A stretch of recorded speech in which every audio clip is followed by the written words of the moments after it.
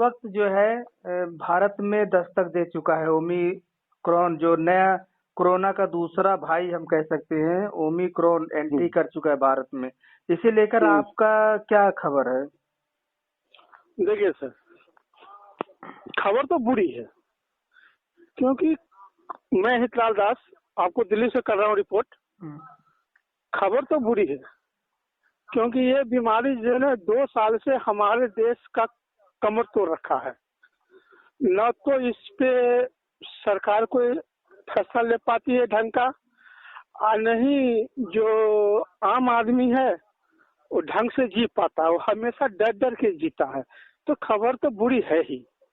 तब रही कि कोरोना की बात, तो कोरोना कभी दिल्ली से स्टार्ट नहीं हुई, नहीं बिहार से, नहीं यूपी से। कोरोना की स्टार्टिंग हमेशा केरल से हुई है। इस बार भी जो डेल्टा वेरिएंट जो कहते हैं वो भी केरल से ही स्टार्ट हुआ है जी। हाँ, केरल से स्टार्ट हुआ। तीसरी बात यह है कि देखिए, ये बीमारी इतना घातक है कि आदमी को कब क्या हो जाए कोई नहीं जानता है। और ये बीमारी सबसे ज्यादा जो फर्क असर करता है वो आंखों पे करता है, दिमाग पे करता है, दिल पे करता है। मतलब इंसान के शरीर का किसी भी ऐसे नाजुक अंग पे वो कहते चले कि जो महत्वपूर्ण अंग है ना उस पे अटैक करता है। हाँ, उस पे अटैक करता है। तो बीमारी है तो बीमारी तो दुख की बात है, तो वो तो गलत बात है ही। दुखी तो सब है। हाँ, अभी ये है कि दिल्ली की जो आपने जो सुना होगा कि सुप्रीम कोर्ट ने कहा है कि लॉकडाउन फिर से लगाया जाए। सुप्रीम कोर्ट का अपना कथन ठीक है, क्योंकि वो भी तो न्यायपालिका है, तो वो तो पूरा देश को वो भी देखते हैं। लेकिन अभी सरकार इस पे कोई फैसला नहीं ले रहा है, और न जल्दीबाजी दिखा रहा है फैसला लेने में कि लॉकडाउन लगे या न लगे। लेकिन कल मैं न्यूज में देखा था, कल क्या आज ही देखा हूँ न्यूज में जी, जो सरकार उसी पुराने रवैये पे आ रहा है। 2 गज की दूरी, मास्क है जरूरी, और संभल के चलो, हाथ धो, सब कुछ करो। तो सरकार अभी उस पे है। दूसरी बात यह है कि ये तीसरी लहर है। जानते हैं तीसरी लहर किसको आ रहा है? जो डबल इंजेक्शन ले, यानी वैक्सीनेशन जिसको हो चुका है उसको भी नहीं छोड़ रहा, उसको भी अपने लपेटे में ले रहा है ये तीसरी वेरिएंट। तो सरकार ने ये फैसला किया है कि अब हम बूस्टर डोज देंगे जी। अब बूस्टर डोज क्या है ये तो हम नहीं बता सकते हैं भाई, वो तो सरकार, डॉक्टर, वैज्ञानिक ही खबर चलेगा। वो तो मुझे फिलहाल पता नहीं है कि बूस्टर डोज में हो सकता है कि 2 वैक्सीन मिक्स हो सकता है कि कुछ और अलग से वैक्सीन बनेगा बूस्टर डोज का। ये तो सरकार और डॉक्टर, वैज्ञानिक के ऊपर फैसला है, ये हम नहीं जानते। लेकिन इतना जरूर कहा गया कि अब जो लगेगा बूस्टर डोज होगा जी। तो इस वक्त दिल्ली का हालात क्या है कुछ? देखिए, दिल्ली की हालात तो ऐसा है कि आदमी मर के जी रहा है, डर डर के जी रहा है। ऐसे जानते हैं क्या होता है कि हमारे जो देश की जो आर्थिक समस्या है ना जी, उस पे बहुत बड़ा फर्क पड़ रहा है। मेची गरीब जो वहाँ किराएदार हैं और किराया नहीं दे पा रहे हैं, या किराया जो है उन्हें कमाई नहीं है, इस पर जो है कोरोना काल में भी आर्थिक स्थिति पड़ी हुई है। और उस वक्त फिर ये भी ओमिक्रॉन भी आने से लोग और भी डर गए हैं, तो इसलिए प्रभाव तो काफी पड़ेगा गरीबों पर ही। तो इस तरह से क्या सरकार को क्या ध्यान रखना चाहिए?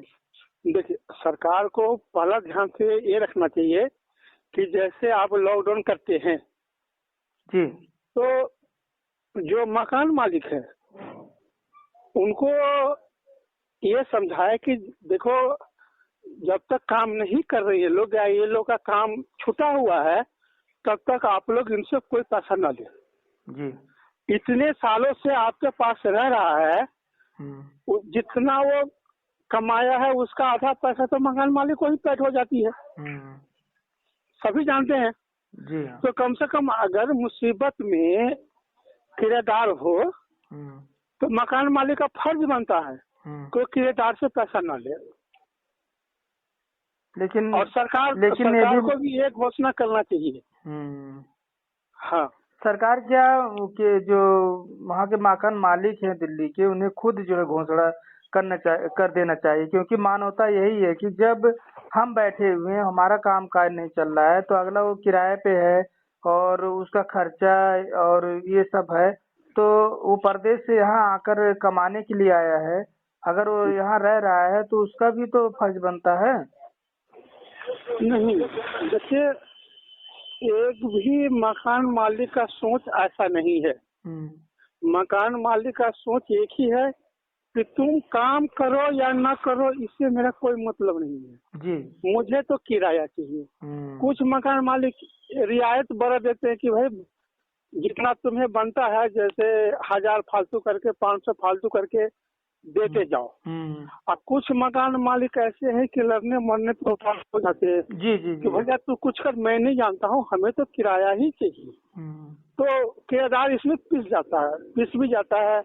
कुछ किराएदार को बेइज्जती भी महसूस करनी पड़ती है, जिल्लत भी झेलना पड़ता है मकान मालिक के बातों से, लेकिन बेचारे मजबूर होते हैं किराएदार लोग, तो क्या करे, तो सर झुका कर चुप हो जाते हैं। कुछ मकान मालिक बदतमीजी भी कर जाते हैं, तो क्या करेगा, वो किराएदार मजबूर होते हैं, वो चुपचाप रह जाते हैं।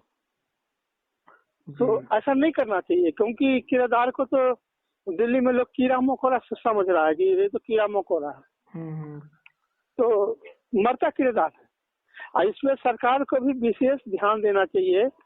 अगर कोई भी चीज होता है तो देखिए, कोरोना काल चला तो आप देखिए झुग्गी झोपड़ी में तो आपने खाना बंटवा दिए।